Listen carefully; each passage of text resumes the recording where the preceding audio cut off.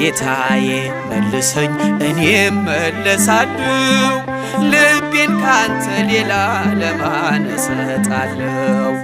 አይኖች የሚሞሉ የጸጸትን እንባ ደግሞም ተመልሼ ወደ እቅፍ ልግባ ደግሞም ተመልሼ ወደ ቤት ልግባ። እረኛዬ እረኛዬ እረኛዬ መተማመኛዬ ጠባቂ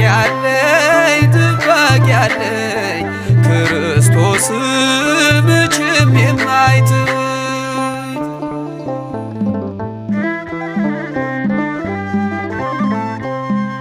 የበጎች እረኛ ቸሮ ጌታችን ያድነዋል ፈጥኖ በእርሱ ያመነውን መዝጊያን ለሚያንኳኳ